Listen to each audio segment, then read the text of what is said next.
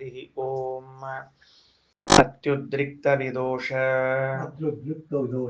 सत्सुखमः ज्ञानैकतानप्रभा सर्वप्राभव शक्तिभोगबल सत्सारात्मदिव्याकृतिम् सृष्टिस्थाननिरोध नित्यनियति ज्ञानप्रकाशावृति ध्वान्ता मोक्षविमोक्षदम् हरिमजम् नित्यं सदोपास्महे. ಸರಿ, ಇವತ್ತು ಪಾಠ ಎಲ್ಲಿ ಪ್ರಾರಂಭ ಆಗಬೇಕು? 324ನೇ ಪುಟದಲ್ಲಿ ತ್ರಯೋ ಧರ್ಮಸ್ಕಂದಾಹ ಯಜ್ಞೋ ಅಧ್ಯಯನಂ ದಾನಮಿತಿ ಪ್ರಥಮಃ ಅಂತ ಉಪನಿಷತ್ತು. ಇದರದ್ದು ಹಿಂದಿನ ಪಾಠ ಹೇಳುವಾಗ ಕೊನೆಗೆ ಅರ್ಥ ಹೇಳಿದ್ದೆ. ಸ್ವಲ್ಪ ಅವತ್ತು ಹೇಳುವಾಗ ಮನಸ್ಸು ಬೇರೆ ವಿಚಾರ ಮಾಡ್ತಾ ಇದರಿಂದ ಇದನ್ನು ಪೂರ್ಣ ಸರಿ ಮಾಡ್ಲಿಕ್ಕೆ ಆಗಿರ್ಲಿಲ್ಲ. ಅದರಿಂದ ಇನ್ನೊಂದ್ ಸರ್ತಿ ತಿಳಿಸ್ಕೊಂಡು ಮುಂದುವರಡ್ತೀವಿ. ಏನಾಗಿದೆ, 280ನೇ ಪುಟದಲ್ಲಿ ಅಂದ್ರೆ ಉಪನಿಷತ್ತಿನ ಪ್ರಾರಂಭದ ಪದ್ಯ, ಮಂಗಳಾಚರಣದ ಕೆಳಗಡೆಗೆ ಅಥವಾ ಮೇಲ್ಗಡೆಗೆ ಒಂದು ಉಪನಿಷತ್ತದ. ಓಮಿತ್ತೇತದ ಅಕ್ಷರ ಮುದ್ಗೀತ ಉಪಾಸೀತ ಓಮಿತಿ ಉದ್ಗಾಯತಿ ತಸ್ಯ ಉಪವ್ಯಾಖ್ಯಾನಂ ಅಂತ 280 ಪೇಜ್ ನಂಬರ್ ಅಂದ್ರೆ ಮಂಗಳಾಚರಣೆ ಇಲ್ಲದ ಅಲ್ಲಿ ಮೇಲೆ ಅದ ಇರ್ಲಿ. ಅಲ್ಲೇನ್ ಹೇಳ್ಬೇಕಾಗಿದೆ, ಈ ಉಪನಿಷತ್ತೇನೋ ಸಾಮವೇದದ ಶಾಖೆಗೆ ಸೇರಿದ ಛಾಂದೋಗ್ಯ ಏನಿದೆ, ಇದು ಉದ್ಗೀತ ಉಪಾಸನ ಸಾಮೋಪಾಸನವನ್ನ ಹೇಳಲಿಕ್ಕೆ ಹೊರಟದ ಅಂತ ನಾವು ಇಷ್ಟೊತ್ತು ಅಭ್ಯಾಸ ಮಾಡಿದ್ವಿ. ಸಾಮ ಎಷ್ಟು ರೀತಿ ಇರ್ತದ, 7 ರೀತಿ 5 ರೀತಿ ಉಪಾಸನ ಮಾಡೋರು ಹೆಂಗಿರ್ತಾರೆ ಇತ್ಯಾದಿ ಇತ್ಯಾದಿ ಆಯ್ತು. ಅಲ್ಲಿ ಒಂದು ಉಳ್ಕೊಂಡಿತ್ತು ಅಂತ ನನ್ನ ದೃಷ್ಟಿಯಲ್ಲಿ. ಅಲ್ಲಿ ಒಂದು ಉಳ್ಕೊಂಡಿತ್ತು. ಏನ್ ಉಳ್ಕೊಂಡಿತ್ತು ಅಂದ್ರೆ, ಓಂ ಇತ್ತೇತದ ಅಕ್ಷರ ಮುದ್ಗೀತ ಉಪಾಸೀತ ಅಂತ ಓಂಕಾರದ ಉಪಾಸನ ಹೇಳಿರ್ಲಿಲ್ಲ ಅಲ್ಲಿ. ಸರಿನಾ? ಉದ್ಗೀತೋಪಾಸನೆಯನ್ನು ಹೇಳಿದ್ರು. ಓಂಕಾರದಲ್ಲಿ ಸುಮ್ಮನೆ ಇಷ್ಟ ಹೇಳಿದ್ರು, ಓಂ ಅಂತ ಹೇಳ್ತಾರೆ. ಯಾವಾಗ ಯಾವುದೇ ನೀವು ಕೆಲಸವನ್ನ ಮಾಡ್ಲಿಕ್ಕೆ ಪ್ರಾರಂಭ ಮಾಡಿದಾಗಲೂ ಅನುಜ್ಞಾ ಕೊಡ್ರಿ ಅಂತ ಕೇಳಿದಾಗ ಓಂ ಅಂತ ಹೇಳ್ತಾರೆ. ಅದಕ್ಕೆ ಓಂಕಾರದ ಅರ್ಥ ಏನು ಅಂತ ಇಷ್ಟು ಸಾಮಾನ್ಯ ಅಭಿಪ್ರಾಯ ಬಂದಿತ್ತು. ಆದರೆ ಈಗ ಇಲ್ಲಿ ಓಂ ಎಂದು ಉಪಾಸನೆ ಮಾಡಬೇಕು. ಓಂ ಇತ್ತೇತದ ಅಕ್ಷರ ಮುದ್ಗೀತ ಉಪಾಸೀತ. ಆ ಉಪಾಸನೆ ಮಾಡುವ ಅಧಿಕಾರಿಗಳ್ಯಾರು, ಉಪಾಸನೆ ಮಾಡಿದರೆ ಫಲವೇನು ಅಂತ ತಿಳಿಸಬೇಕಾಗಿದೆ. ಇಷ್ಟು ವಿಷಯ ಸರಿನಾ? ಓಂ ಇತ್ತೇತದ ಅಕ್ಷರ ಮುದ್ಗೀತ ಉಪಾಸೀತ ಅಂತನ್ನುವಲ್ಲಿ ಓಂಕಾರದ ಉಪಾಸನೆಯನ್ನ ಹೇಳಲಿಕ್ಕೆ ಹೊರಟಿದ್ದೇವೆ ಅಂತ ತಿಳಿದ್ರು. ಹಾಗಾದ್ರೆ ಇವತ್ತು ನಾವು ಅಭ್ಯಾಸ ಮಾಡಲಿಕ್ಕೆ ಹೊರಟ ಅಂಶವನ್ನ ಹಿಂಗ್ ಬರ್ಕೋಬೇಕು. ಸ್ಟಾರ್ಟಿಂಗ್ ಇವತ್ತಿನ ಡೇಟ್ ಹಾಕೊಂಡು ಇವತ್ತಿನ ಪೇಜ್ ಒಳಗ ಡೇಟ್ ಹಾಕ್ಬೇಕಾಗ್ತದ. ಅಂದ್ರೆ ಯಾವ ಡೇಟ್ನಾಗ ಏನೋ ಓದಿವಿ ಅಂತ ಹಿಂಗೆ ಎಡ್ತಾ ಬರ್ತಾ ಮಾಡಬಾರ್ದು ಕೆಲಸ.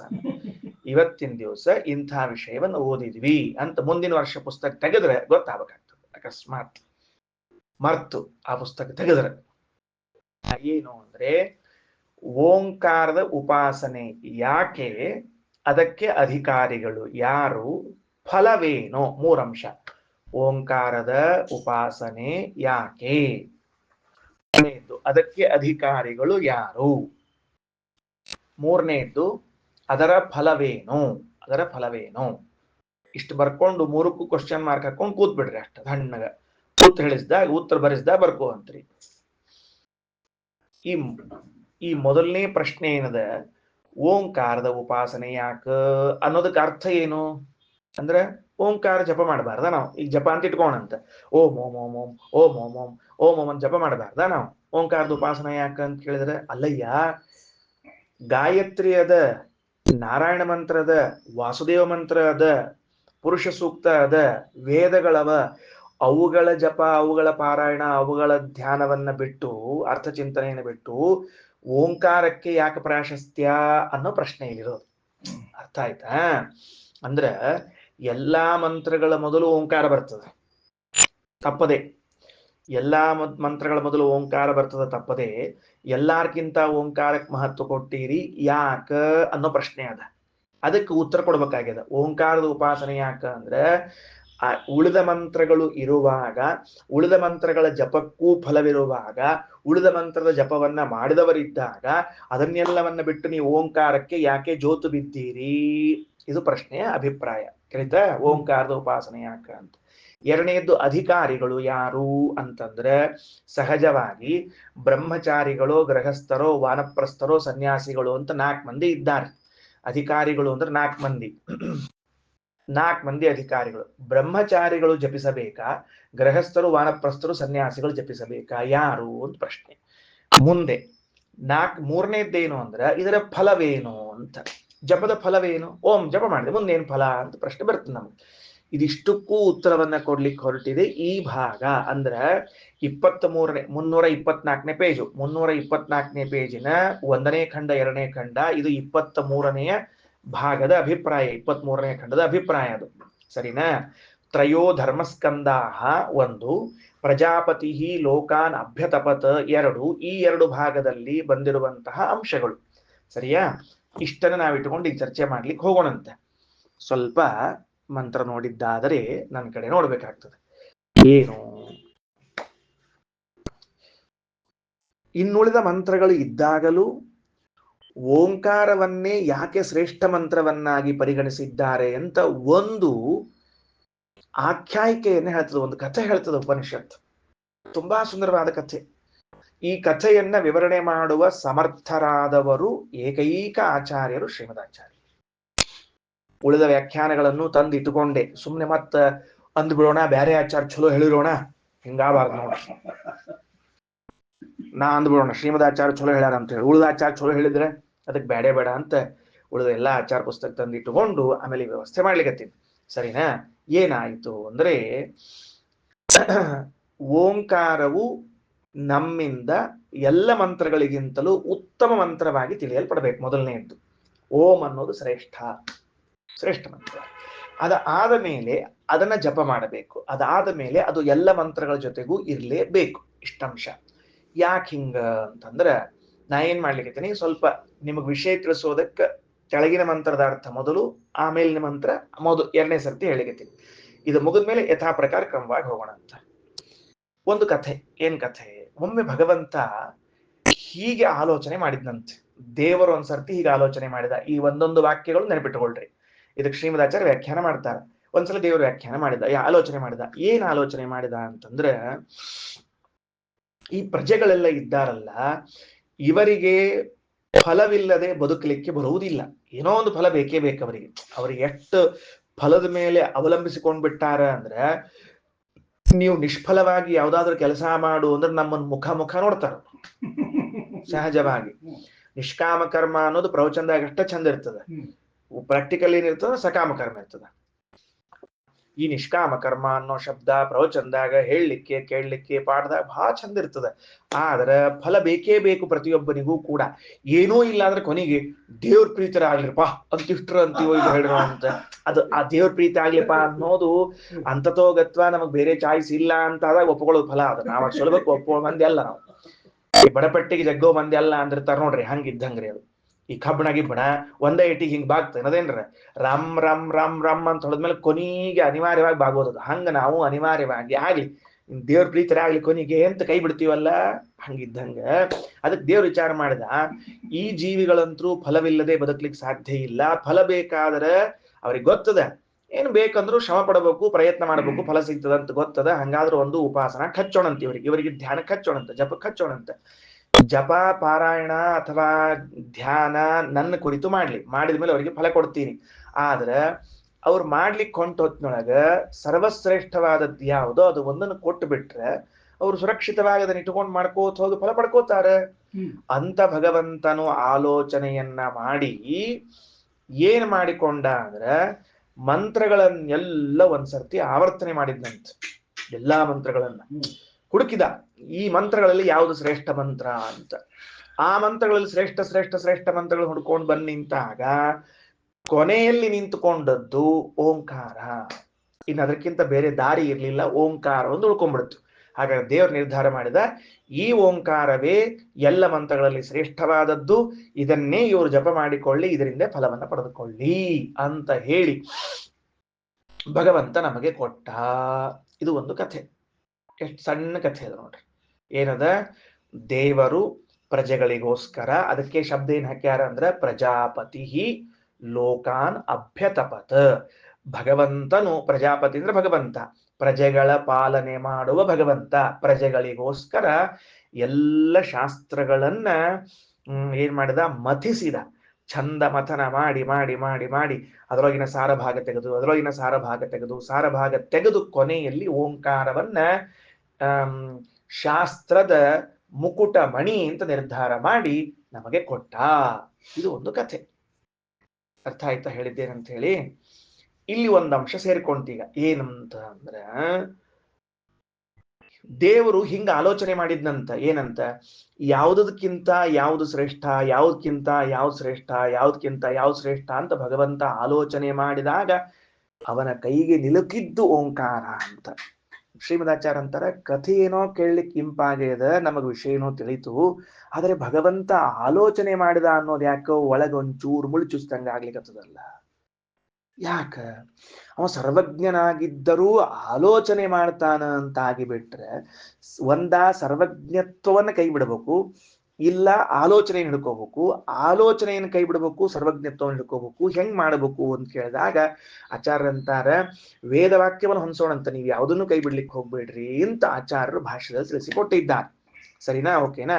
ಇದು ಆದ ಮೇಲೆ ಅಂತೂ ಭಗವಂತ ನಮಗೋಸ್ಕರ, ಪ್ರಜೆಗಳಿಗೋಸ್ಕರ ಈ ಜಗತ್ತನ್ನು ಹೆಂಗೆ ನಿರ್ಮಾಣ ಮಾಡಿದ್ನೋ ಹಂಗ ಮಂತ್ರಗಳನ್ನು ತೆಗೆದುಕೊಟ್ಟ. ಅದರಲ್ಲಿ ಓಂಕಾರ ಶ್ರೇಷ್ಠವಾಯಿತು. ಸರಿ, ಮುಂದೇನಾತು ಅಂತ ಕೇಳಿದ್ರೆ, ಯಾರು ಮಾಡಬೇಕು ಅಂತ ಪ್ರಶ್ನೆ ಬಂತು. ಈಗ ಜಪ ಯಾರು ಮಾಡಬೇಕು ಅಂತ ಪ್ರಶ್ನೆ ಬಂತು. ಅದಕ್ಕೆ ವೇದ ಹೇಳ್ತದ, ಧರ್ಮ ಸಂರಕ್ಷಣೆಗೆ ಕಟಿಬದ್ಧರಾಗಿರುವಂಥವ್ರು 4 ಜನರು: ಬ್ರಹ್ಮಚಾರಿಗಳು, ಗೃಹಸ್ಥರು, ವಾನಪ್ರಸ್ಥರು, ಸನ್ಯಾಸಿಗಳು. 4 ಜನರು ಧರ್ಮ ಸಂರಕ್ಷಣೆಯನ್ನ ಮಾಡ್ತಾರ.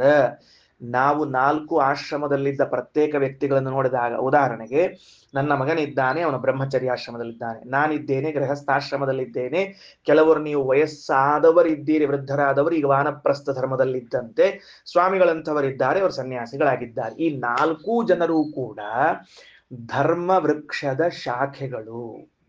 ಧರ್ಮ ವೃಕ್ಷದ ಶಾಖೆಗಳು. ಇವರು ಇಲ್ಲದೆ ಧರ್ಮ ವೃಕ್ಷ ಇರುವುದಿಲ್ಲ.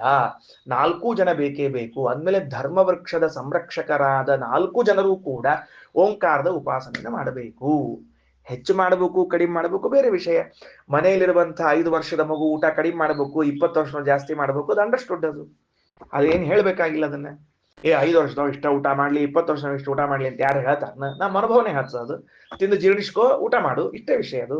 ಹಂಗಾದ್ರೆ ಓಂಕಾರದ ಜಪವನ್ನ ಹೆಚ್ಚು ಸನ್ಯಾಸಿಗಳು ಮಾಡ್ಲಿ, ಅದಕ್ಕಿಂತ ಕಡಿಮೆ ವಾನಪ್ರಸ್ಥರು ಮಾಡ್ಲಿ, ಗೃಹಸ್ಥರು ಕಡಿಮೆ ಮಾಡ್ಲಿ, ಬ್ರಹ್ಮಚಾರಿಗಳು ಕಡಿಮೆ ಮಾಡ್ಲಿ ಅಂತದ. ಆದರೆ ಉಪಾಸನ ಎಲ್ಲರೂ ಮಾಡ್ಲೇಬೇಕು. ಸರಿ, ಉಪಾಸನ ಮಾಡಿದ್ಮೇಲೆ ಫಲವೇನು ಅಂತ ಪ್ರಶ್ನೆ. ಅದಕ್ಕೆ ಉತ್ತರ ಕೊಡ್ತಾರೆ. ಉಪಾಸನ ಮಾಡಿದ್ಮೇಲೆ ಫಲವೇನು ಅಂದ್ರೆ, ಆ ಫಲ ಡಿಪೆಂಡ್ ಅಪಾನ್ ಅಪರೋಕ್ಷ ಜ್ಞಾನ ಅಥವಾ ಇಲ್ಲ. ತುಂಬಾ ಸೂಕ್ಷ್ಮವಾದ ಅಂಶ, ತುಂಬಾ ಸೂಕ್ಷ್ಮ. ಯಾವ ವ್ಯಕ್ತಿಗೆ ಅಪರೋಕ್ಷ ಜ್ಞಾನ ಆಗಿದೆ ಅವ ಉಪಾಸನೆ ಮಾಡಿದವನಾಗಿದ್ರೆ ಅವನಿಗೆ ಫಲ ಏನ್ ಸಿಗ್ತದ, ಯಾವ ವ್ಯಕ್ತಿ ಅಪರೋಕ್ಷ ಜ್ಞಾನಿ ಆಗಿಲ್ಲ ಅವ ಉಪಾಸನೆ ಮಾಡಿದ್ರೆ ಏನ್ ಫಲ ಸಿಗ್ತದ ಅಂತ ಭಿನ್ನವಾದ ಫಲಗಳನ್ನು ಹೇಳಿ ಈ ಭಾಗವನ್ನು ಮುಕ್ತಾಯ ಮಾಡುತ್ತಾರೆ. ಸರಿಯಾ? ಸಾರಾಂಶ ತಿಳಿತಾ? ಇನ್ನು ಹುಳಿ ಅಂಶಕ್ಕೆ ಹೋಗೋಣ ಅಂತ ನೋಡಿ.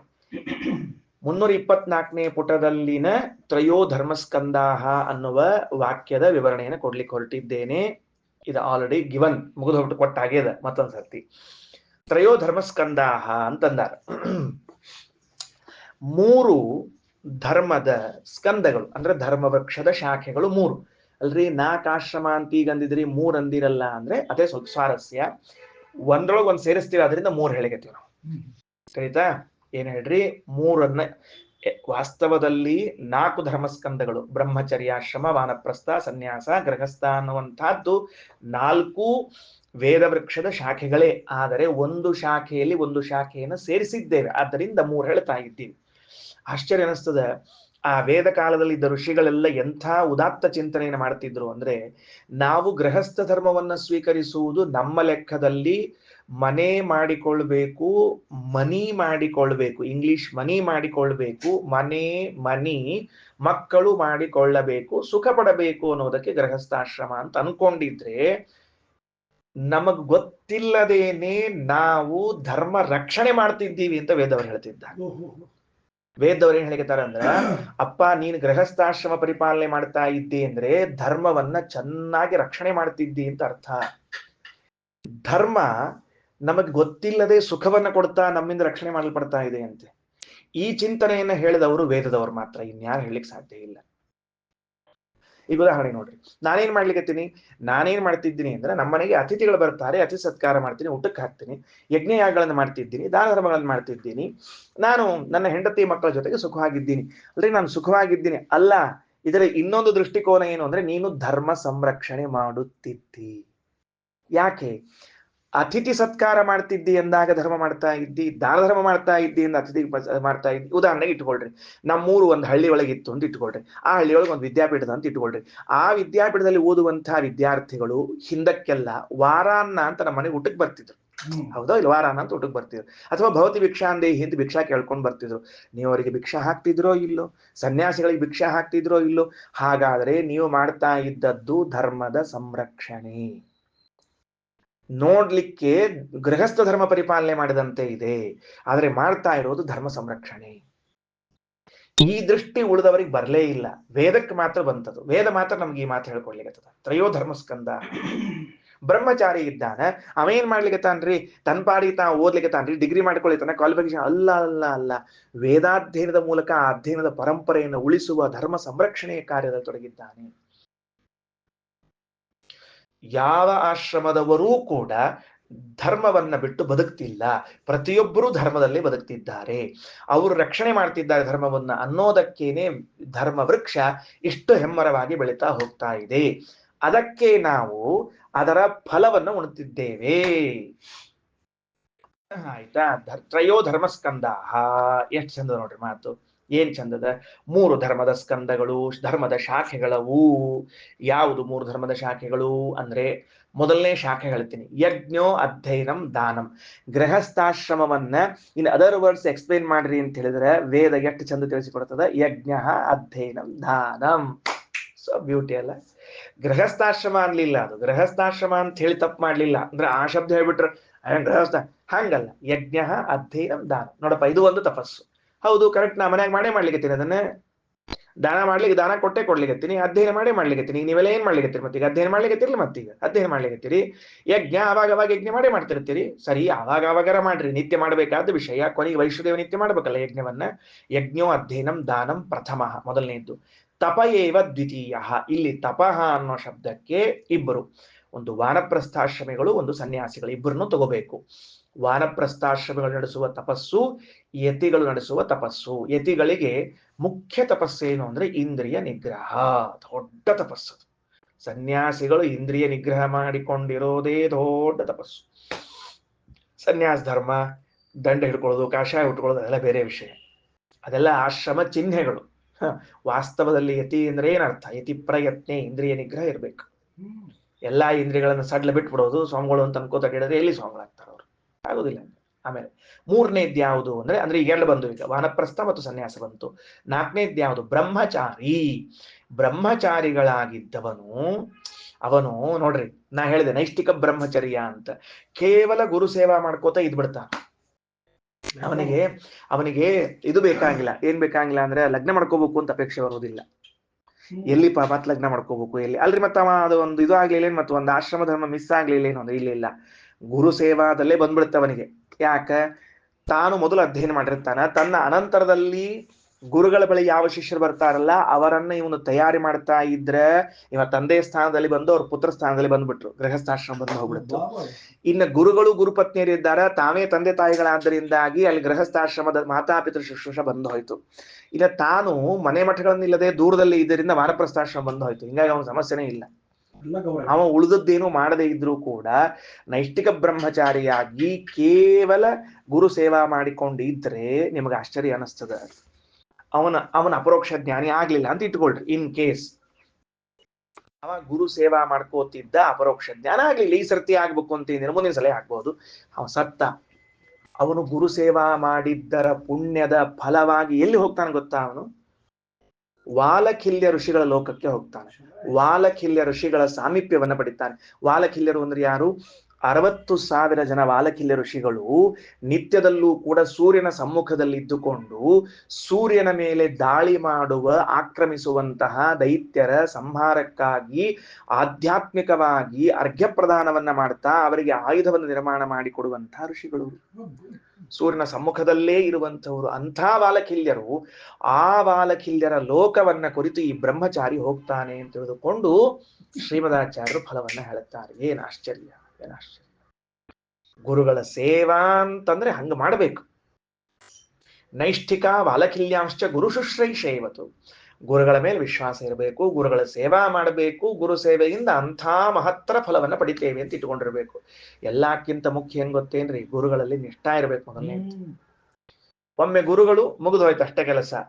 ನಮ್ಮಲ್ಲಿ ಹೆಂಗ್ರಿ, ಈ ಆಚಾರ ಆದ್ರ ಆತು, ಇಲ್ಲ ಮತ್ತೊಬ್ಬ ಆಚಾರ. ನಮ್ಗೆ ನೋಡ್ರಿ, ಧಾರವಾಡದಾಗ ಒಂದ್ 20 ಆಚಾರ ಇದ್ದಾರೆ, ಇದೋ ಆಚಾರ ಕಡೆ ಹೋಗ್ಬೇಕು ಅಂತ ಏನದಪ್ಪ, ಏನಿಲ್ಲ, ಹಂಗೇನಿಲ್ಲ. ನಮಗೆ ಚಲೋ ಹೇಳಿದ್ರೆ ಸರಿ, ಚಲೋ ಹೇಳಲಿಲ್ಲ ಅಂದ್ರೆ ಇಲ್ಲ, ಅಂದ್ರೆ ಅವರೇ ಡಿಸೈಡ್ ಮಾಡೋರು. ಚಲೋ ಹೇಳಲಿಲ್ಲ ಅಂತ ಅವರೇ ಡಿಸೈಡ್ ಮಾಡೋರು. ಆಮೇಲೆ ನಮಗ್ ರೀಸನೇಬಲ್ ಆಗ್ಬೇಕ್ರಿ ಆಚಾರ, ರೀಸನೇಬಲ್ ಆಗಿರ್ಬೇಕೇನ್ರಿ, ತಿಳಿತಿಲ್ಲೋ, ರೀಸನೇಬಲ್ ಇರ್ಬೇಕು ನಮ್ಗೆ ಆಚಾರ. ಸುಳ್ಳ ಕಾಸ್ಟ್ಲಿ ಆದ್ರೆ ನಾವು ಹೋಗಂಗಿಲ್ಲ. ಇದು ಘೋರ ಕಲಿಕಾಲದ ಚಿಹ್ನೆ, ನೆನಪಿಟ್ಟುಕೊಂಡಿರಿ. ಘೋರ ಕಲಿಕಾಲದ ಒಬ್ಬ ಗುರು ಅಂತ ಇಟ್ಟುಕೊಂಡ್ಮೇಲೆ ಮುಗಿದು ಹೋತು. ಅದರಲ್ಲೇ ಸೋಕ್ಷಣೋ ಅದರಲ್ಲೇ ಮೋಕ್ಷಣೋ, ಸತ್ರು ಅವ್ರ ಜೊತೆಗೆ ಬದುಕಿದ್ರು ಅವ್ರ ಜೊತೆಗೆ. ಇದು ಗುರುನಿಷ್ಠಾ ಅಂತ ಕರೆಸಿಕೊಳ್ಳುತ್ತದೆ. ಎಲ್ಲರಿಗೂ ಬರೋದಿಲ್ಲ, ಸಹಜದ. ತಮ್ಮ ಲೌಕಿಕ ಇಚ್ಛಾಗಳು 108 ಇದ್ದು ಹೊತ್ತಿನೊಳಗೆ ಯಾವ ಗುರು ಯಾವ ನಿಷ್ಠ, ಹಲ್ಗುರು ಅಂತ ಇಷ್ಟ ಅರ್ಥ. ಅದಕ್ಕೆ ಬೇರೆ ಇನ್ನೇನಿಲ್ಲ. ಅದಕ್ಕೆ ಹಲ್ಗುರು ಅಂದ್ರೆ ಹಲ್ಲೋವು ಅಂತ ಅರ್ಥ. ಅದಕ್ಕೆ ಕೆಲವ್ರು ತಲ್ಲೋವಾಗಿರ್ತಾರೆ, ಕೆಲವು ಹಲ್ಲೋವಾಗಿರ್ತಾರೆ ಗುರುಗಳು ಅಷ್ಟೇ. ಅದಕ್ಕೆ ಸರ್ವಾತ್ಮನ ಇರಬಾರ್ದು. ಅವ್ರ ಮಾತು ಮುಗಿದು ಹೋತು, ಅವ್ರ ಕೆಲಸ ಮುಗಿದು ಹೋತು. ಅಷ್ಟು ನಿಷ್ಠಾದಿಂದ ಬದುಕಬೇಕು. ಈಗಿನ ಕಾಲದಲ್ಲಿ ಕಲಿಯುಗದಲ್ಲಿ ಆ ನಿಷ್ಠಾಗಳು ಕಡಿಮೆ ಆಗ್ಯಾವ, ಇಲ್ಲವೇ ಇಲ್ಲ, ಸಾಧ್ಯವೇ ಇಲ್ಲ ಇರ್ಲಿಕ್ಕೆ.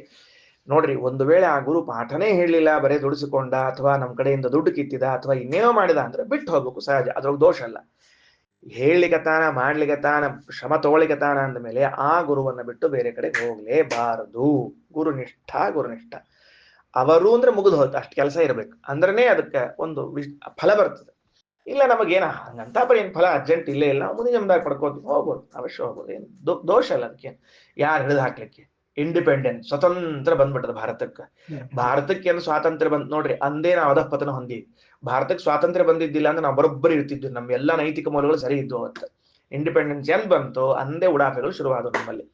ಆಯ್ತಾ? ಅದಕ್ಕೆ ಬ್ರಹ್ಮಚಾರಿ ನೋಡಿ, ಎಷ್ಟು ಚಂದ ಶಬ್ದ, ಆಚಾರ್ಯ ಕುಲವಾಸಿ.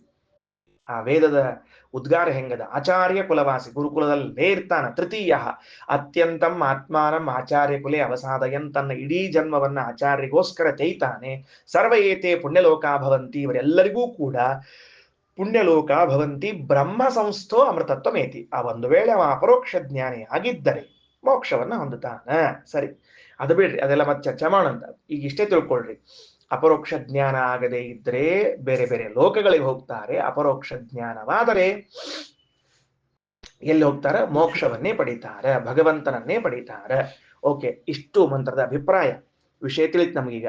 ಏನ್ ತಿಳಿತು? ಬ್ರಹ್ಮಚಾರಿಗಳು, ಗೃಹಸ್ಥರು, ವಾನಪ್ರಸ್ಥರು, ಸನ್ಯಾಸಿಗಳು 4 ಜನದವರು ಇದ್ದಾರೆ. ಇವರು 4 ಧರ್ಮಾಚರಣೆ ಮಾಡ್ಲಿಕ್ಕತ್ತಾರೆ. ಇವರೆಲ್ಲರಿಗೂ ಓಂಕಾರದ ಉಪಾಸನೆಗೆ, ಜಪಕ್ಕೆ ಅಧಿಕಾರ ಉಂಟು. ಜಪ ಮಾಡಿದ ಮೇಲೆ, ಅದರ ಅನುಸಂಧಾನ, ಅರ್ಥಾನುಸಂಧಾನ ಎಲ್ಲ ಮಾಡಿದ ಮೇಲೆ ಫಲವೇನು ಅಂತ ಕೇಳಿದ್ರೆ ಬೇರೆ ಬೇರೆ ಲೋಕಗಳು.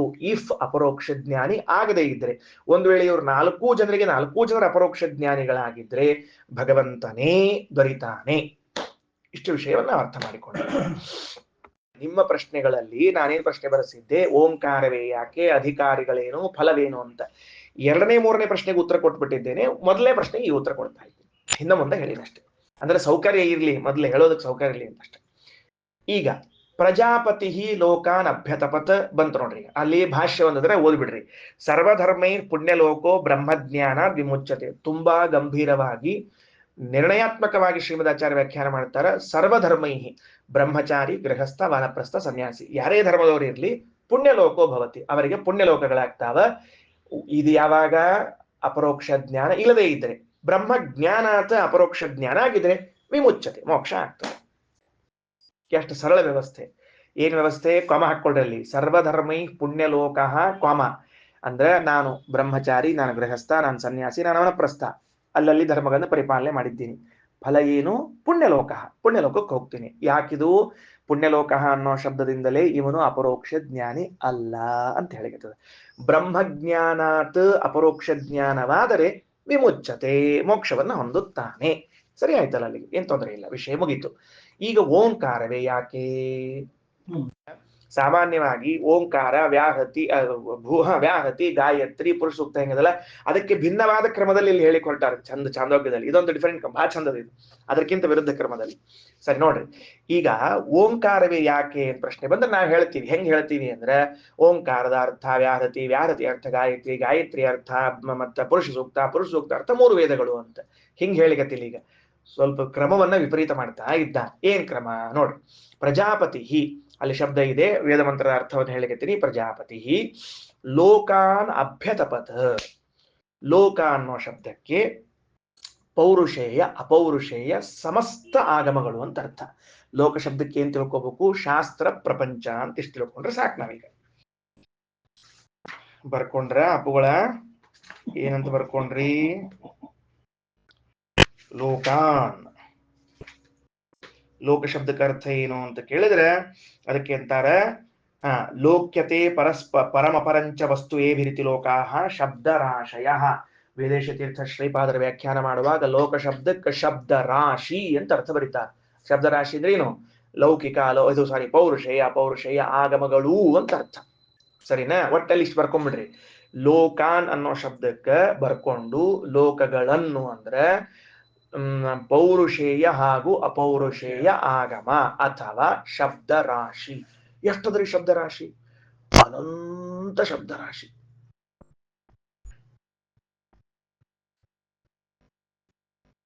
ನಮ್ಮ ಆಚಾರ್ಯರು ನಂಗೆ ಪಾಠ ಹೇಳೋ ಕಾಲಕ್ಕೆ ಯಾವಾಗ್ಲೂ ಒಂದ್ ಮಾತು ಹೇಳ್ತಿರ್ಬೇಕು.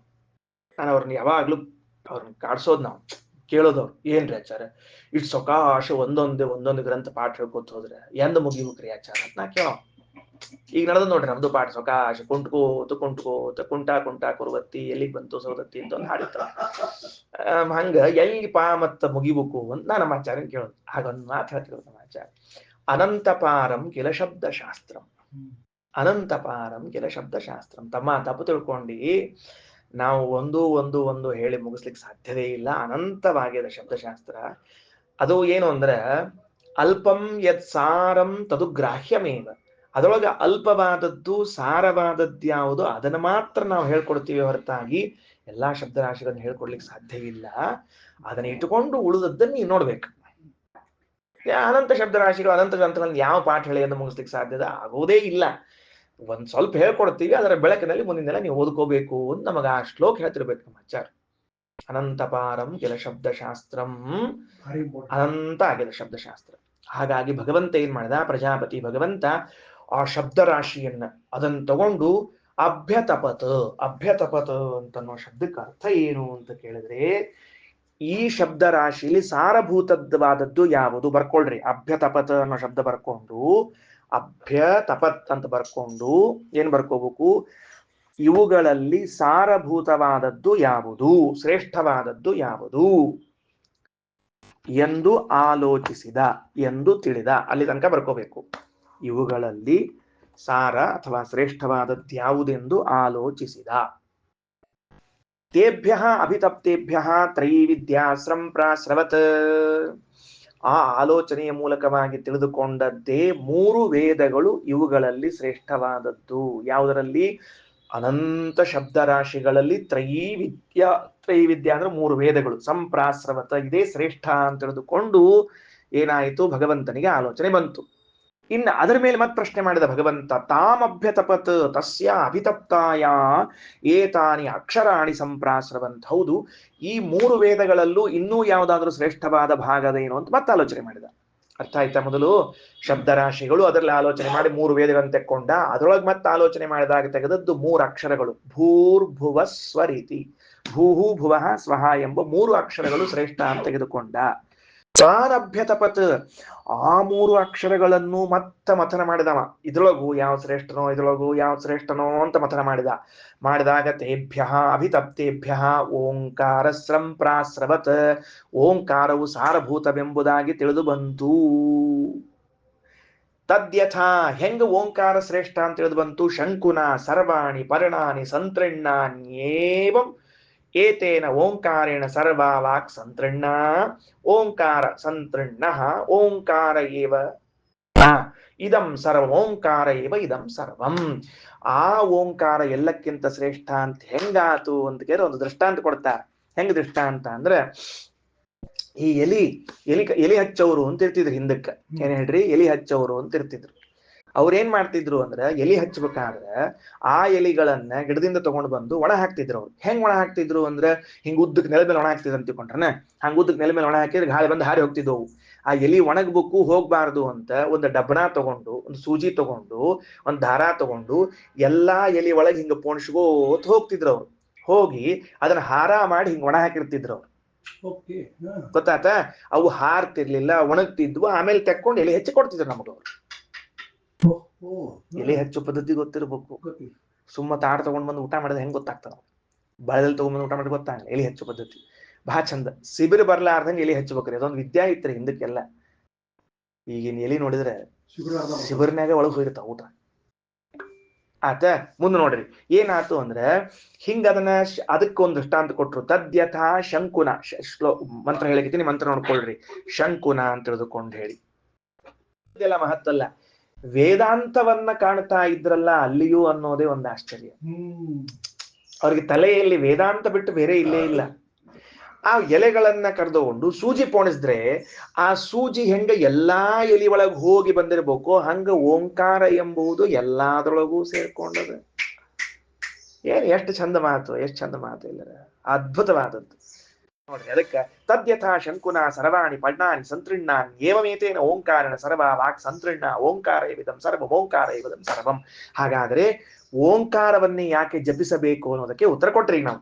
ಏನ್ ಕೊಟ್ರು? ಪರಮಾತ್ಮ ಪ್ರಜೆಗಳಿಗಾಗಿ ಯಾವ್ದಾದ್ರು ಒಂದು ಮಂತ್ರ ಕೊಡ್ಬೇಕಲ್ಲ ಅಂತ ವಿಚಾರ ಮಾಡಿ ಎಲ್ಲಾ ವೇದರಾಶಿಗಳನ್ನ ಹಾಕೊಂಡು ಮುಂದ್ ಕೂತ್ಕೊಂಡವ. ಆ ವೇದರಾಶಿಗಳನ್ನ ಆರಿಸಿ ತೆಗೆದಾಗ 3 ವೇದ ಬಂದವು. ಮತ್ತ ಆ 3 ವೇದರಾಶಿಗಳನ್ನ ಆರಿಸಿ ತೆಗೆದಾಗ 3 ಅಕ್ಷರ ಬಂದವು, ಭೂ ಭುವ ಸ್ವ. ಮತ್ತ ಅವನು ಆರಿಸಿ ತೆಗೆದಾಗ ಓಂಕಾರ ಹೊರಗೆ ಬಂತು. ತಗೊಳ್ರೋ, ಇದ ನಿಮಗೆ ಚಲೋ ಅದ ಮಂತ್ರ ಅಂತ ಹೇಳಿ ಓಂಕಾರವನ್ನ ಕೊಟ್ಟ.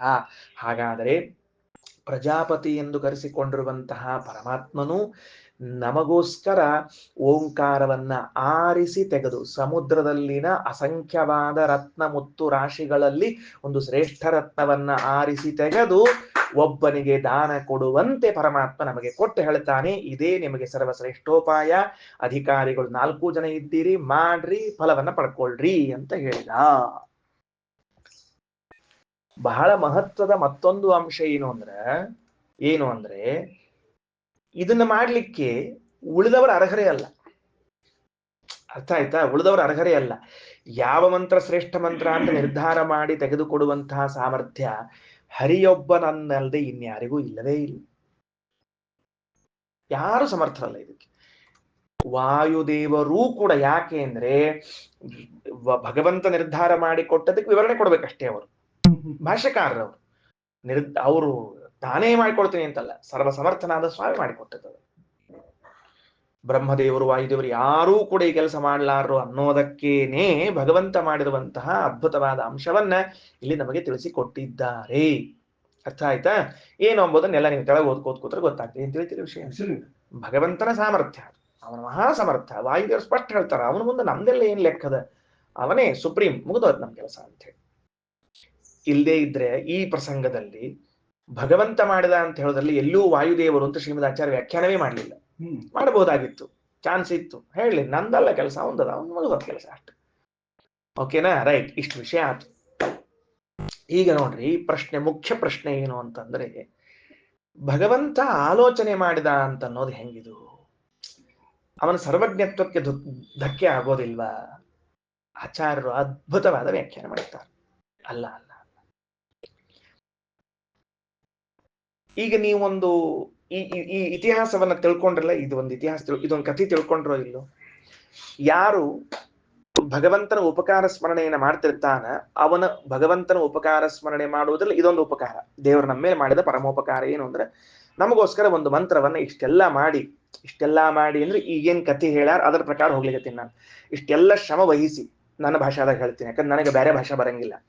ಇಷ್ಟೆಲ್ಲ ಶ್ರಮ ವಹಿಸಿ ಅಂದ್ರೆ ಅಷ್ಟು ವೇದರಾಶಿಗಳನ್ನು ಮುಂದೆ ಹಾಕೊಂಡ, ಅದ್ರೊಳಗೆ ಆರಿಸ್ದ, ಅದನ್ನ ತೆಗೆದ, ಮತ್ತೆ ಆರಿಸ್ದ, ತೆಗೆದ, ಇಷ್ಟೆಲ್ಲ ಮಾಡಿ ಭಗವಂತ ನನಗೋಸ್ಕರ ಒಂದು ಮಂತ್ರವನ್ನ ಕೊಡ್ತಾನ ಅಂದ್ರೆ ದೊಡ್ಡ ಉಪಕಾರ ಮಾಡ್ಯಾನ ಸ್ವಾಮಿ ಅಂತ. ಹಾಗಾದ್ರೆ ನಾನು ಭಗವಂತನ ಗುಣಗಳ ಚಿಂತನೆಯನ್ನ ಮಾಡುವುದಕ್ಕೆ ಒಂದು ಆಡ್ ಆಯ್ತಲ್ಲ, ಈ ಲೀಲೆಯನ್ನ ಅವ ತೋರಿಸಿಕೊಟ್ನಲ್ಲ, ಇದು ಒಂದು ಫಲ ಇದೆ. ಅರ್ಥ ಆಯ್ತಾ? ನೋಡಪ್ಪ, ದೇವ್ರು ನಮ್ಮನ್ನು ಸೃಷ್ಟಿ ಮಾಡ್ತಾನ, ಇಷ್ಟೆಲ್ಲ ಮಾಡ್ತಾನ, ಎಷ್ಟು ದೊಡ್ಡ ಉಪಕಾರ ಮಾಡ್ಯ. ಹಂಗಾರ ಸೃಷ್ಟಿ ಸ್ಥಿತಿಗಳನ್ನ ಮಾಡಿ ಉಪಕಾರ ಮಾಡ್ತಾನೆ ದೇವರು ಅಂತನ್ನುವಂತೆ ನಮಗೋಸ್ಕರ ಶಾಸ್ತ್ರಗಳನ್ನ ವಿಮರ್ಶಿಸಿ ಮಹಾಭಾರತ, ರಾಮಾಯಣ, ಭಾಗವತಾದಿ ಗ್ರಂಥಗಳನ್ನು ಬರೀತಾನ, ಓಂಕಾರವನ್ನ ತೆಗೆದುಕೊಡ್ತಾನ ಅಂದ್ರೆ ದೊಡ್ಡ ಉಪಕಾರ ಮಾಡ್ಯಾನ ಸ್ವಾಮಿ ಅಂತ. ಅವನ ಉಪಕಾರಗಳ ಸ್ಮರಣೆ ಬರಲಿ ಅಂತ ಒಂದು ಲೀಲಾ, ಒಂದು ಕ್ರೀಡಾ ಆಚಾರ್ಯ ಮೊದಲು ಕೊಟ್ಟದ್ದು. ಭಾಗವತ ಬರೋ ಕಾಲಕ್ಕೆ ಹೆಂಗ್ ಬರದ ಭಾಗವತ? ತ್ರಿರಾವೃತ್ತಿ 3 ಸರ್ತಿ ವೇದವನ್ನ ಓದಿ ಅದರ ಸಾರ ತೆಗೆದು ಭಾಗವತ್ ಬರದ ಅಂತದ್ರಿ ಭಾಗವತ. ತಿಳಿತಾ? ಮಹಾಭಾರತವನ್ನ ಬರೆಯೋ ಕಾಲಕ್ಕೂ 3 ಬಾರಿ ವೇದಗಳನ್ನ ಪಾಠ ಹೇಳಿ ಅರ್ಥ ಮಾಡಿ ಎಲ್ಲ ಮಾಡಿ ಆಮೇಲೆ ಮಹಾಭಾರತ ಬರದ ಅಂತದ. ಒಲ್ರಿ ಒನ್ಸ್ ಓದೋದೇ ಬೇಕಾಗಿಲ್ಲ, 3 ಸರ್ತಿ. ಯಾಕ? ನಮಗೆ ಸಂತೋಷ ನೋಡಪ್ಪ, ನಮ್ಮ ಸ್ವಾಮಿ ಒಂದೊಂದನ ಕೆಲಸ 3 ಸರ್ತಿ ಅಂದ್ರೆ ಬಿಟ್ಟು ಹೋಗ್ಬಾರ್ದು, ಉಳಿದು ಹೋಗ್ಬಾರ್ದು, ಜನರಿಗೆ ತಪ್ಪಾಗಬಾರ್ದು ಅಂತ ಅಷ್ಟು ಕಾಳಜಿ ವಹಿಸಿ ಮಾಡ್ಯಾನ ಅಂತ ತಿಳಿದುಕೊಳ್ಳುವಂತೆ ಈ ಕಾರ್ಯವೂ ಕೂಡ ಅಷ್ಟು ಅಸಾಧಾರಣವಾದ ಕಾರ್ಯ. ಮಹಾಭಾರತವಿರ್ಲಿ, ಭಾಗವತವಿರ್ಲಿ, ಓಂಕಾರದ ಅಭಿವ್ಯಕ್ತಿ ಇರ್ಲಿ, ಸೂತ್ರಗಳಿರ್ಲಿ, ಅಷ್ಟು ಅಸಾಧಾರಣವಾದ ಕಾರ್ಯದೇವರದ್ದು ಅಂತ ತಿಳಿಸಿಕೊಟ್ಟಿದ್ದಾರೆ. ಅದಕ್ಕೆ ಆಚಾರ್ಯ ಹೇಳ್ತಾರೆ, ಸರ್ವಜ್ಞ ನಿತ್ಯಜ್ಞಾನ, ತಲೆನೇ ಕೆಡ್ಸ್ಕೋಬೇಡ್ರಿ. ಇದನ್ನೆಲ್ಲವನ್ನು ಕೂಡ ದೇವರು ಏನ್ ಮಾಡಿದ ಅಂದ್ರೆ ಅಭಿವ್ಯಕ್ತ ಮಾಡಿದ. ಇದನ್ನ ಏನ್ ಕರಿಬೇಕು ಸಂಸ್ಕೃತದೊಳಗ? ಅಭಿವ್ಯಕ್ತ ಅಂತ ಕರಿಬೇಕೆ ಹೊರತಾಗಿ ಬೇರೆದಲ್ಲ. ಅಭಿವ್ಯಕ್ತಿ ಅಂದ್ರೆ ಏನರ್ಥ? ಅದಕ್ಕೆ ಹೊರ ಹಾಕುವುದು ಅಂತ ಅರ್ಥ. ತನ್ನಲ್ಲೇ ಇತ್ತು, ತನ್ನಲ್ಲೇ ಇರುವಂತಹದ್ದನ್ನ ಅಭಿವ್ಯಕ್ತ ಮಾಡಿದ ಭಗವಂತ. ಅಂದ್ರೆ ಸರ್ವಜ್ಞತ್ವಕ್ಕೂ ಧಕ್ಕೆ ಇಲ್ಲ, ಈ ತರಹದ ಕೆಲಸಕ್ಕೂ ಧಕ್ಕೆ ಇಲ್ಲ. ಈಗ ಉದಾಹರಣೆಗೆ ನನ್ನಲ್ಲಿ ಭಾರಿ ಶಕ್ತಿ ಅದು, ಭಾರಿ ಶಕ್ತಿ ಅದು, ನಾವು ಭುಜ ಬಲ ಎಲ್ಲ ನೋಡಿದ್ರೆ ಗೊತ್ತಾ, ಭಯಂಕರ ಶಕ್ತಿ ಇದೆ ಅಂತ ತಿಳ್ಕೊಂಡು ಹೇಳಿ. ಆದರೆ ಒಂದು ದಿವಸ ಅದನ್ನು ತೆಗೆದೇ ಇಲ್ಲ. ಒಂದು ಪ್ರಸಂಗದಲ್ಲಿ ಯಾವುದೋ ಒಂದು ಸಾಮಾನ್ಯ ಎತ್ತೋ ಪ್ರಸಂಗ ಬಂತು. ಸಾಮಾನ್ಯ ಎತ್ತುವಾಗ ಆ ಸಾಮಾನನ್ನು ತುಂಬಾ ಅನಾಯಾಸವಾಗಿ ಎತ್ತಿಟ್ಬಿಟ್ಟೆ, ನೀವು ನೋಡ್ತಿರುವಾಗಲೇನೆ. ಹಾಗೇನ್ ಅನ್ಕೋಬೇಕು ನೀವು? ಇವ್ ಶಕ್ತಿ ಈಗ ಬಂತು ಅನ್ಕೋತಿರೋ, ಇತ್ತ ಶಕ್ತಿನ ಈಗ ಅಭಿವ್ಯಕ್ತಿ ಮಾಡ್ಲಿಕ್ಕೆ ಒಂದ್ ಚಾನ್ಸ್ ಸಿಕ್ತು ಅಂತಿರೋ? ಅಷ್ಟೇ, ಪ್ರಕಟ ಮಾಡ್ಲಿಕ್ಕೆ ಒಂದ್ ಟೈಮ್ ಸಿಕ್ತು. ಸ್ಕೋಪ್ ಬೇಕಲ್ರಿ, ಒಂದು ಅವಕಾಶ ಸಿಗ್ಬೇಕಾಗಿತ್ತು. ಅವಂಗ ಅವಕಾಶ ಸಿಕ್ತು, ಹೊರಗೆ ಹಾಕಿದವ. ಹಂಗ ದೇವರು ತಾನು ಸರ್ವಜ್ಞನಾಗಿದ್ರು, ಇದೆಲ್ಲವೂ ತನ್ನ ಬುದ್ಧಿಸ್ಥವಾಗಿದ್ರು, ಅದನ್ನ ಅಭಿವ್ಯಕ್ತ ಮಾಡಿದ ಅಷ್ಟೇ ಅರ್ಥವೇ ಹೊರತಾಗಿ ಅವನ ಸರ್ವಜ್ಞತ್ವಕ್ಕೂ ಹಾನಿ ಇಲ್ಲ, ಆಲೋಚನೆ ಮಾಡಿದ ಅಂತೂ ತಿಳಿಬೇಡ್ರಿ. ಹಾಗಾದ್ರೆ ಭಗವಂತನ ಅಭಿವ್ಯಕ್ತಿ ಕ್ರಮ ಏನು ಅಂತನ್ನುವ ಅಂಶವನ್ನು ತಿಳಿಸಿಕೊಟ್ಟಿದ್ದಾರೆ ಶ್ರೀಮದಾಚಾರ್ಯ. ತಿಳಿತಾ? ಓಕೆ, ಬರ್ರಿ 325ನೇ ಪುಟಕ್ಕೆ ಬರ್ರಿ. ಏನಂತಾರ ನೋಡ್ರಿ ಅಲ್ಲಿ. ಓಂಕಾರೋ ಬ್ರಹ್ಮಣೋ ನಾಮ ಸರ್ವವಾಗಾತ್ಮಕಶ್ಚ ಸಹ ತದ್ವ್ಯಾಖ್ಯಾನತ್ವಾತ್ ಸರ್ವವಾಚಾಂ ಸರ್ವವಾಗಾತ್ಮತಾ ಭವೇತ್.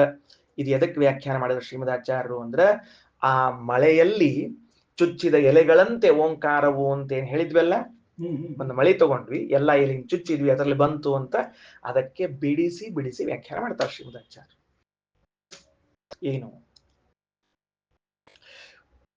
ಶಂಕುನ ಸರ್ವಾಣಿ ಪರ್ಣಾನಿ ಸಂತೃಣ್ಣಾನಿ, ಮಳೆಯಿಂದಲೇನೆ ಎಲ್ಲಾ ಎಲೆಗಳು ಚುಚ್ಚಲ್ಪಟ್ಟಿವೆ, ಅದರಂತೆ ಓಂಕಾರದಿಂದಲೇ ಎಲ್ಲ ಮಾತುಗಳು ಚುಚ್ಚಲ್ಪಟ್ಟಿವೆ ಅಂದ್ರೆ ಏನರ್ಥ? ಬಿಡಿಸ್ರಿ ನಮಗೆ ಅಂದ್ರೆ ಬಿಡಿಸ್ತಾರೆ. ಮೊದಲನೇದು ಓಂಕಾರೋ ಬ್ರಹ್ಮಣೋ ನಾಮ. ಓಂಕಾರವೆನ್ನುವಂತಹದ್ದು ಭಗವಂತನ ನಾಮ. ಓಂಕಾರವೆನ್ನುವುದೇನು? ಭಗವಂತನ ನಾಮ. ಓಂ ಅಂದ್ರೆ ದೇವರನ್ನ ಕೂಗಿದ್ರಿ. ಓಂ ಅಂತ ಹೇಳಿದಾಗ ಭಗವಂತನನ್ನ ನಾವು ಕರೆದೆವು, ದೇವರನ್ನ ಕೂಗಿದೆವು. ಈಗ ಯಾರೋ ನಿಮ್ ಮಿತ್ರರಿದ್ದಾರೆ, ಅವ್ರನ್ನ ಕರಿತೀರಿ, ಏ ಗುಂಡ್ಯ ಬರೋ ಇಲ್ಲಿ, ಏ ಬಂಡ್ಯ ಬರೋ ಇಲ್ಲಿ, ಏ ಗುಂಡ್ಯ ಏ ಬಂಡ್ಯ ಅಂತ ಕರೆದ್ರ ಅವನ ಹೆಸರೇ ಅದ, ಗುಂಡ್ಯ ಬಂಡ್ಯ ಅಂತ. ಪಾಪ ಅವನ ಹೆಸರು ಅದ. ಅವ್ರಿಬ್ರು ಮಿತ್ರರು, ಗುಂಡ್ಯ ಬಂಡ್ಯ ಅಂತ. ಅವ್ ಗುಂಡ್ಯ ಬಂಡ್ಯನ್ ಕರೆದ, ಬಂಡ್ಯ ಗುಂಡ್ಯನ್ ಕರೆದ, ಇಬ್ರು ಮಿತ್ರ ಇದ್ದಾರೆ ಅಂತ ಇಟ್ಕೊಳ್ರಿ. ನಮ್ ಹೆಸರು ಕರೆದಾಗ ನಮ್ಗೆ ಎಷ್ಟು ಅಭಿಮಾನ ಇರ್ತದ ಗೊತ್ತೇನ್ರಿ? ಅಂದ್ರೆ ನನಗೆ ಯಾಕೆ ನನ್ನ ಹೆಸರು, ಮೈ ನೇಮ್, ನನ್ನ ಹೆಸರು, ಬಡ್ಗಿ ಹೆಸರು ಇಟ್ಕೊಂಡು ಸ್ವಂತದ್ದಾದ್ರೆ ಏನ್ ಮಾಡ್ತಿದ್ದೀನ? ದೇವರಿಗೆ ಅವನ ಹೆಸರನ್ನ ಪ್ರೀತಿಪೂರ್ವಕವಾಗಿ ಕರೆದಾಗ ಓಂ ಅಂತ ಕರೆದರೆ ದೇವರು ಓ ಕೊಡ್ಲಾರ್ದ ಇರ್ತಾನ. ಅದಕ್ಕೆ ಹೇಳಿದ್ರು, ನೀವವನನ್ನ ಓಂ ಅನ್ರಿ, ಅವ ಓಮಿನೊಳಗ ಮೊದಲನೇ ಅಕ್ಷರವಾದ ಓ ಅಂತ ಕರೆದೇ ಕರೀತಾನೆ. ದೇವರು ಅಂತಾನಿಲ್ಲ. ಯಾಕೋ ಅಂತಾನ, ನೀ ಓಂ ಅಂದ್ರಿ ಇಲ್ರಿ, ನಾವು ಓಂ ಅಂದೇ ಇಲ್ರಿ, ಅವ್ನ್ ನಾರಾಯಣ ಅಂತ ಕರೆದಿವಿ. ನೀ ಏನ್ರ ಕರಿಯೋ ಓಂ ಅಂದ್ ಓ ಅಂತಾನ ಇಲ್ಲಿ ಹೇಳೋಣ. ಹೌದು, ಯಾಕ? ಅದಕ್ಕೆ ವಿದೇಶ ಚರಿತ್ರೆ ವ್ಯಾಖ್ಯಾನ ಬರೀತಾರ, ಓಂಕಾರೋ ಬ್ರಹ್ಮಣೋ ನಾಮ. ಯಾಕ ಅಂದ್ರೆ ಗುಣಪೂರ್ಣ ಅನ್ನುವುದೇ ಓಂಕಾರದ ಅರ್ಥ. ಆ ಓಂಕಾರದ ಅರ್ಥವೆನಿಸುವ ಗುಣಪೂರ್ಣತ್ವವನ್ನ ನೀನು ಯಾವುದೇ ಶಬ್ದದಿಂದ ಹೇಳಿಕೊಂಡ್ರೂ ಅವನ್ ಕರೆದಂತೆ.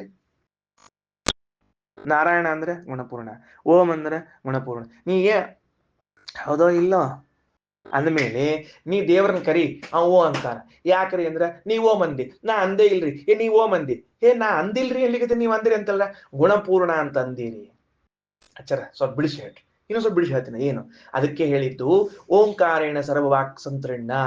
ಆ ಒಂದು ಮಳಿ ಎಲ್ಲಾ ಎಲಿಯೊಳಗೆ ಚುಚ್ಚುಕೊಂಡಂಗ ಆ ಒಂದು ಓಂಕಾರ ಎಲ್ಲಾ ಮಾತಿನೊಳಗೆ ಸೇರ್ಕೊಂಡಾವ, ಎಲ್ಲಾ ಮಾತಿನೊಳಗೆ ಸೇರ್ಕೊಂಡಾವ. ಪ್ರಭಾಕರ್ ಹೆಂಗಂದ್ರ ನೀನೀಗ ಯಾವುದೋ ಒಂದು ವಿಷಯ ಮಾತಾಡ್ಲಿಕ್ಕೆ ಅಂತ ಇಟ್ಕೋಪ, ಲೌಕಿಕ ಮಾತಾಡ್ಲಿಕ್ಕೆ. ಲೌಕಿಕ ಮಾತಾಡ್ತಾ ಇದ್ರೆ ಆ ಮಾತಿನಲ್ಲಿ ಬಂದ ಗುಣಾಂಶ ಏನದ ಅಲ್ಲ, ಅದು ದೇವರದ್ದು.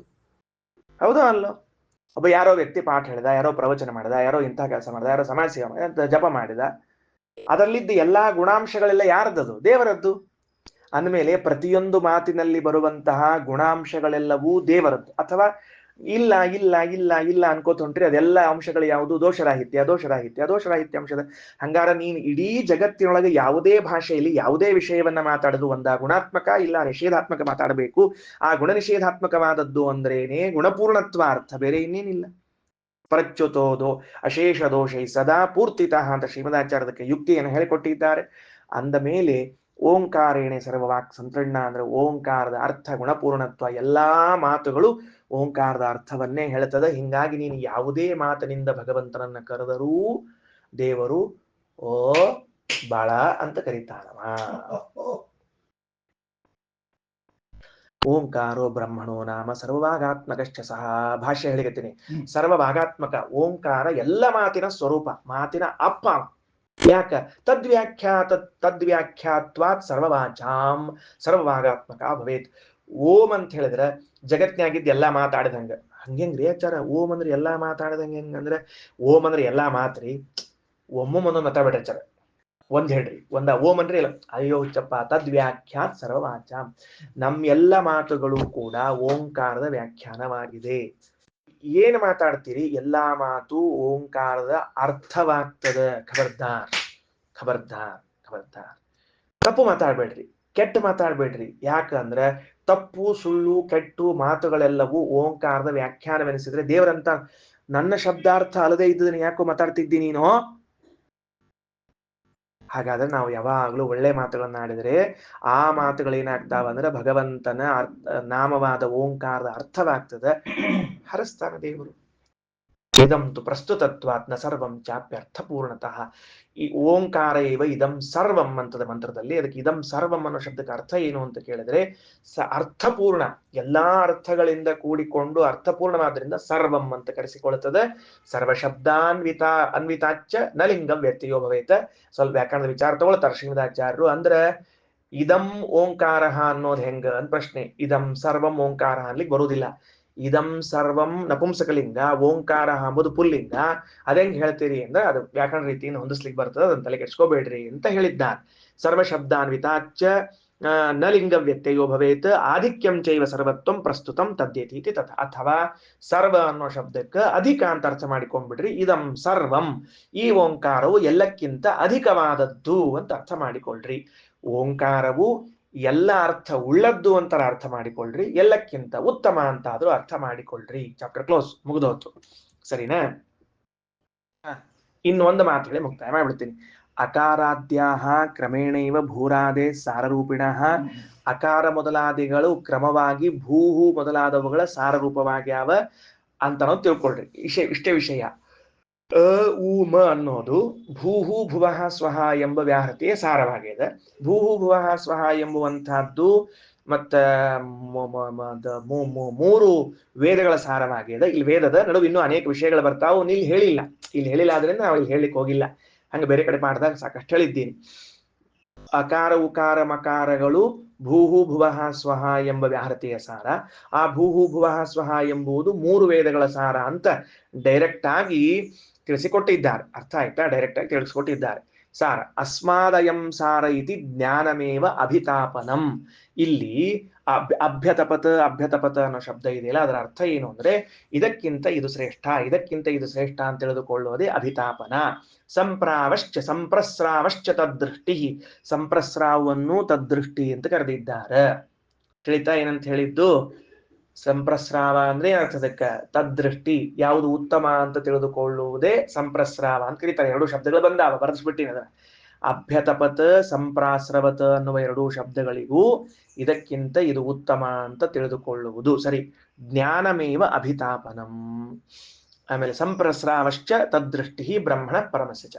ನಿತ್ಯಜ್ಞಾನೋಪಿ ಭಗವಾನ್, ಭಗವಂತನು ನಿತ್ಯಜ್ಞಾನ ಸರ್ವಜ್ಞ ಆಗಿದ್ರು ಕೂಡ ಕ್ರೀಡೆಯ ಅಚೀಕೃಪದ್ ಯದಾ, ಕ್ರೀಡೆಯಿಂದ ಅಂದ್ರೆ ಅದೊಂದು ಲೀಲೆ, ಭಗವಂತ ಅಚೀಕೃಪತ ಮಾಡಿದ್ದಾನೆ. ಯದಾ ತದಾಭಿ ಶಬ್ದೋಯಂ ವರ್ತತೆ ಪರಮಾತ್ಮನಿ, ಭಗವಂತನು ಕ್ರೀಡೆಯಿಂದ ಯಾವಾಗ ಇದನ್ನು ಅಭಿವ್ಯಕ್ತ ಮಾಡ್ತಾನೋ ಆವಾಗಲೇ ಈ ಶಬ್ದವನ್ನ ಬಳಸಬೇಕು. ಅಂದ್ರೆ ಒಂದಕ್ಕಿಂತ ಒಂದು ಶ್ರೇಷ್ಠ ಯಾವುದು ಅಂತ ನಾನು ತಿಳಿದುಕೊಂಡೆ ಅನ್ನೋ ಶಬ್ದವನ್ನ ನನ್ನ ವಿಷಯದಲ್ಲಿ ಬಳಸಿದರೆ ಅಕ್ಷರಶಃ ನಾನು ಆಲೋಚನೆ ಮಾಡಿದೆ. ಭಗವಂತ ಒಂದಕ್ಕಿಂತ ಒಂದು ಶ್ರೇಷ್ಠವನ್ನಾಗಿ ತಿಳಿದುಕೊಂಡ ಅಂದ್ರೆ ತನ್ನ ನಿತ್ಯ ಜ್ಞಾನದಲ್ಲಿ ಇದ್ದದ್ದನ್ನ ಅಭಿವ್ಯಕ್ತ ಮಾಡಿದ ಅಂತ ತಿಳಿದುಕೊಳ್ಳಬೇಕು. ಸರಿ, ಪ್ರಜಾಪತಿ ಎನಿಸಿದ ಭಗವಂತನು ಪ್ರಜೆಗಳಿಗೋಸ್ಕರ ಸಕಲ ವೇದಗಳಲ್ಲಿ ಯಾವುದು ಶ್ರೇಷ್ಠ ಯಾವುದು ಶ್ರೇಷ್ಠ ಯಾವುದು ಶ್ರೇಷ್ಠವೆಂಬುದಾಗಿ ತಾನು ತಿಳಿದದ್ದನ್ನೇ ಅಭಿವ್ಯಕ್ತಿ ಮಾಡ್ತಾ ಬಂದ. ಭಗವಂತನ ಜಾಗದಲ್ಲಿ ಬೇರೆ ಯಾರಾದರೂ ಇದ್ರೆ ಯಾವುದು ಶ್ರೇಷ್ಠವೆಂಬುದಾಗಿ ಆಲೋಚನೆ ಮಾಡಿ ಹೇಳ್ತಿದ್ರು. ಇಷ್ಟು ವಿಷಯ. ಅದರಿಂದ ಭಗವಂತ ನಮ್ಮೆಲ್ಲರಿಗೋಸ್ಕರ ಓಂಕಾರವೆಂಬುವಂತಹ ಶ್ರೇಷ್ಠ ರತ್ನವನ್ನ ಕೊಟ್ಟು, ಇದು ಚಿಂತಾಮಣಿಯಾಗಿದೆ, ನೀವು ಚಿಂತಿತವಾದದನ್ನು ಕೊಡ್ತದೆ, ಅವಶ್ಯವಾಗಿ ಮಾಡ್ರಿ ಅಂತ ಹೇಳ್ತಾ ಬ್ರಹ್ಮಚಾರಿಗಳು, ಗೃಹಸ್ಥರು, ವಾನಪ್ರಸ್ಥರು, ಸನ್ಯಾಸಿಗಳು ಮಾಡಬೇಕು ಎಂಬುದಾಗಿ ತಿಳಿಸಿಕೊಟ್ಟಿದ್ದಾರೆ. ಶ್ರೀಕೃಷ್ಣಾರ್ಪಣಮಸ್ತು.